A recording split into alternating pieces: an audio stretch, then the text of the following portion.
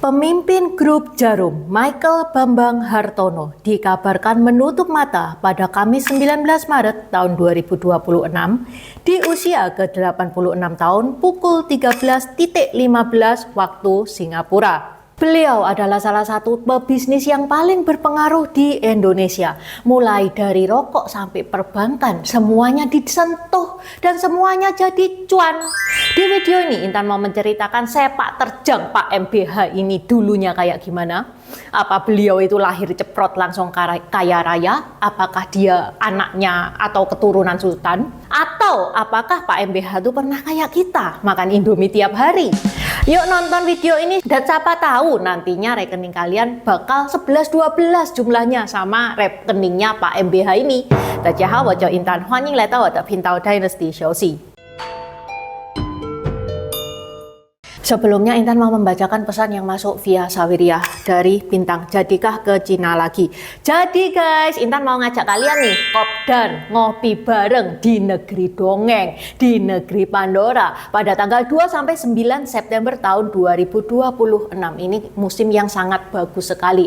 Sudah mulai masuk autumn, hawanya itu enak banget. Kita akan pergi ke negeri dongeng, negeri Pandora Changchacie, negeri yang menginspirasi karya besar James Cameron di film Avatar. Kita juga akan ke Fenghuang yang dinobatkan sebagai kota kuno tercantik di China. Kita juga akan pergi ke Furong, yang mana ini adalah kota kuno dibangun di atasnya air terjun. Mumpung ada promo early bird guys dari 19 juta jadi 17.750, yang mana itu harga sudah termasuk pesawat by SQ PP. Titiknya bisa dari Surabaya, bisa dari Jakarta. Kalau teman-teman mau land tour only juga bisa. Harga juga sudah termasuk hotel bintang 4 dan 5. Makan 3 kali sehari dan tiket masuk di semua destinasi lokasi. Harga tiket juga termasuk kita menikmati lift outdoor tertinggi di dunia. Kita juga akan naik jembatan kaca tertinggi di dunia. Kita juga bakal naik kabel car terpanjang di dunia dan naik perahu menyusuri Danau Paofeng. Selain menikmati keindahan alamnya, teman-teman akan melihat kelakuan etnis minoritas suku Miao yang ada di China. Silakan cek itinerary-nya di barcode ini. Apabila masih ada yang pengen ditanyakan, silakan isi Google Form-nya karena barcode ini berupa Google Form ya. Supaya admin tour bisa menghubungi Anda, nggak usah khawatir, nggak usah takut isi Google Form. Isi Google Form itu bukan berarti deal kok. Isi Google Form itu supaya admin tour itu bisa menghubungi Anda. Atau kalau Anda nggak mau repot-repot barcode-barcodean, di deskripsi ada WA-nya admin tour. Kalian mau langsung WA juga boleh.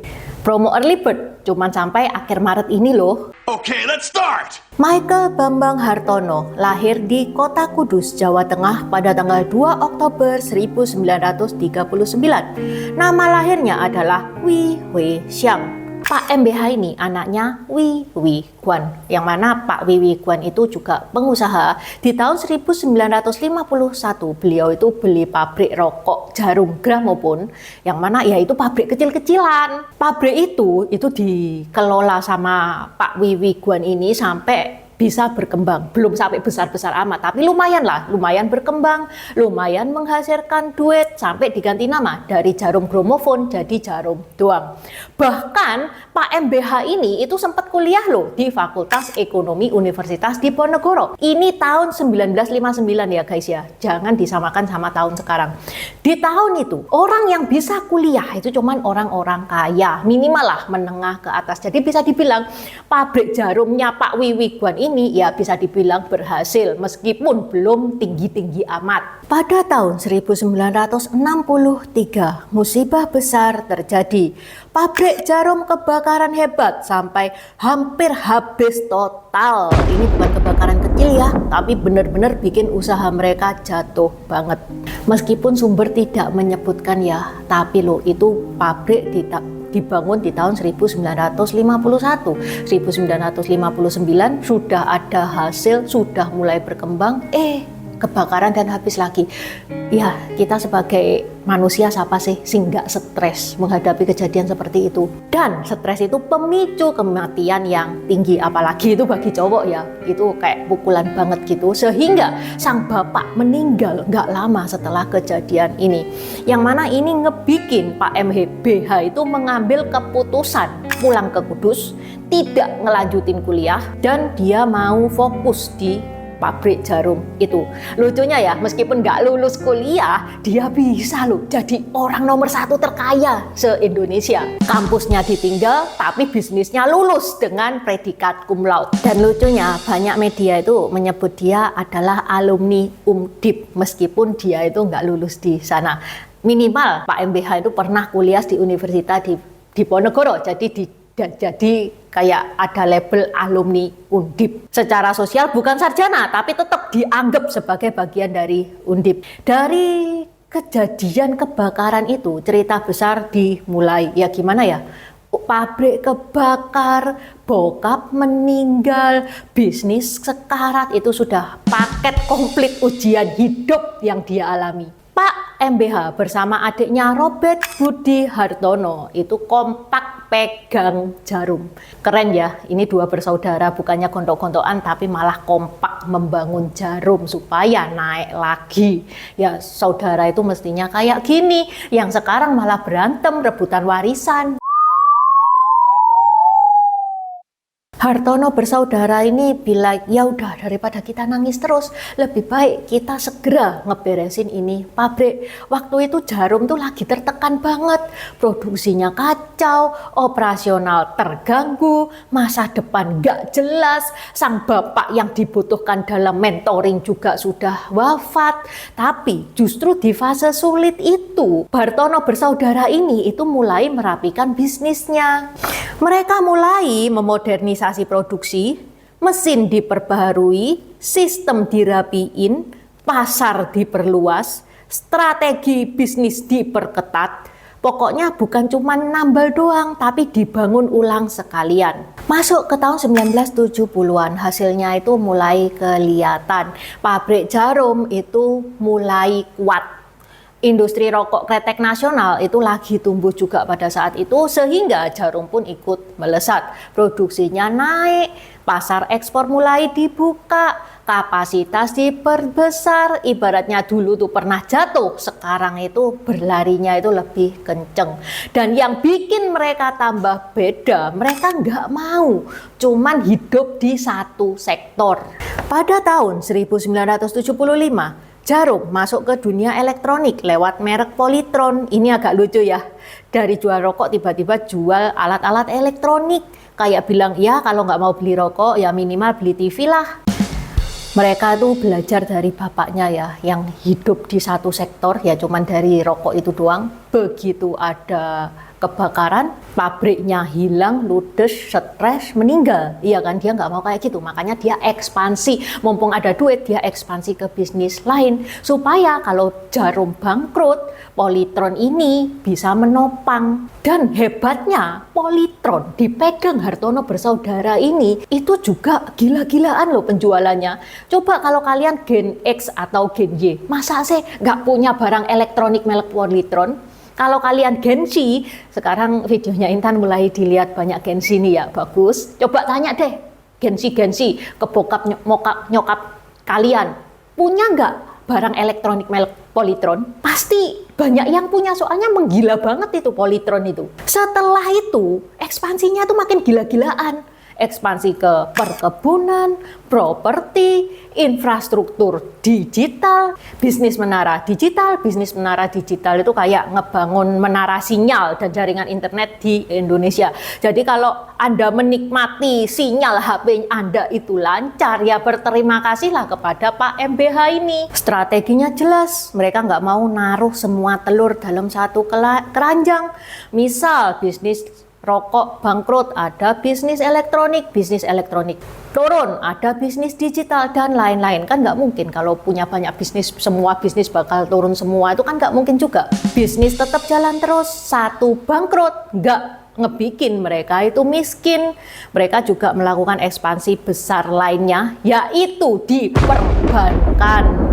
Awalnya mereka itu masuk lewat Bank Haga dan Bank Haga Kita, yang mana itu masih kecil banget, masih awal. Ibaratnya mereka itu masih pemanasan, masih belajar nyetir mobil sebelum bawa bis. Nah, gebrakan hebohnya dia saat dia ngebeli BCA di awal 2000-an. Pas itu bisnis bank itu loh banyak yang tumbang, dia malah ngebeli BCA. BCA sendiri dalam kondisi goyang pada waktu itu. Ya, banyak orang itu takut masuk dunia perbankan. Logikanya, bank itu sekarang lagi turun. Kok mana ada toh yang mau beli bank itu, mana ada. Tapi Hartono bersaudara itu mikirnya beda. Lewat konsorsium Far Indo Investment, mereka mengakuisisi BCA. Jadi BCA ini kan awalnya punyanya Salim. Megap-megap BCA pada Krismon itu. Akhirnya pemerintah ngejual BCA, lah kok dibeli sama Hartono bersaudara. Ini keputusan yang berani banget loh. Ibaratnya orang-orang itu malah lari keluar dari gedung kebakaran, dia malah bareng adiknya malah masuk ke gedung kebakaran bawa ember. Ibaratnya kayak gitu. Tapi ternyata itu adalah salah satu keputusan yang paling jenius yang pernah dia putuskan. Pelan-pelan Hartono bersaudara ini ngebangun BCA, sistemnya itu diperkuat, layanan ditingkatkan, hasilnya BCA berubah jadi bank swasta terbesar di Indonesia yang dulunya dipegang Mandiri, dan sekarang jadi bank terbesar di Asia Tenggara, yang mana bersaing dengan DBS dan OCBC dari Singapura, dan juga bersaing dengan Maybank dari Malaysia. BCA ini banyak yang suka, nasabahnya jutaan, ATM-nya lebih banyak daripada warung kopi. Dan wajar ya, kenapa orang-orang tuh milih BCA. Intan dulunya itu juga bukan nasabah BCA. Lah, terus pada waktu BCA itu sudah mulai mobile banking, banknya Intan belum bisa mobile banking. Ya bisa sih, tapi harus pakai Telkomsel lah, harus rekeningnya minimal sekian lah. Ya akhirnya Intan pun beralih ke BCA. Pas ke BCA, Intan semakin puas ya, soalnya pada saat Intan ke bank pun, Intan ke bank itu biasanya buat ngeprint. Maklum ya, Intan orang jadul, jadi nggak puas, cuma lihat di HP doang nggak puas.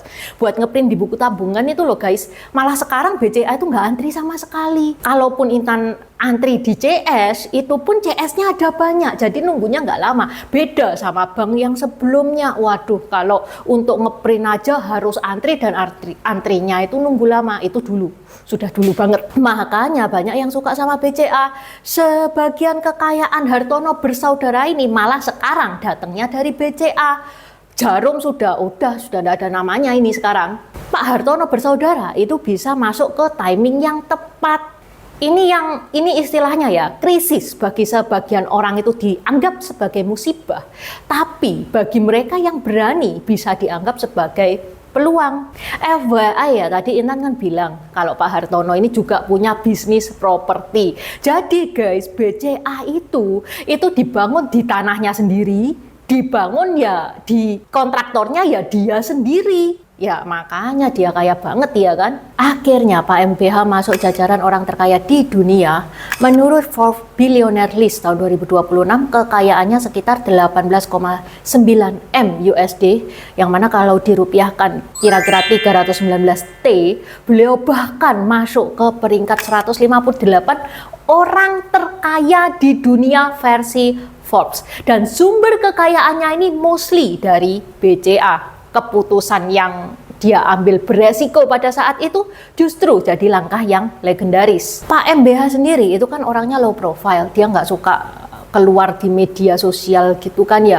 Dia mulai dikenal sama netizen sejak dia memenangi lomba bridge di Asian Games tahun 2018 dan mendapatkan uang 150 juta dari Bank Britama. Yang mana pada saat itu banyak meme-meme berseliweran. 150 juta itu mah buat jajan sehari kagak cukup. Ya emang bener, itu duit apa? Baginya ya bener ya, bagi Pak MBH mah 150 juta duit apa? Endingnya dibuang juga itu duit, full duitnya itu dikembalikan lagi ke cabang olahraga bridge supaya bridge itu semakin berkembang. Pak MBH juga punya kebiasaan yang beda dari Crazy Rich lainnya. Dia suka nongkrong di warung, pakai kaos biasa. Yang mana Crazy Rich itu biasanya sukanya fine dining, dia malah nyantai makan di warung. Makanya banyak meme yang berseliweran juga. Kalian sibuk ngutang makan mewah pakai CC BCA, sedangkan yang punya BCA makan di warung sambil nunggu kalian bayar hutang. Pada tanggal 19 Maret 2026, Michael Bambang Hartono dikabarkan meninggal dunia di Singapura pada usia 86 tahun. Beliau menghembuskan napas terakhir pada pukul 13.15 waktu Singapura. Beliau meninggal di Singapura dan rencananya jenazah akan dibawa kembali ke Indonesia untuk disemayamkan sebelum prosesi selanjutnya. Tidak banyak informasi detail tentang penyebab wafatnya yang diumumkan ke publik. Jenazah akan disemayamkan di Jakarta hingga Minggu tanggal 22 Maret tahun 2026. Selanjutnya akan diberangkatkan ke Kudus, Jawa Tengah untuk kembali disemayamkan.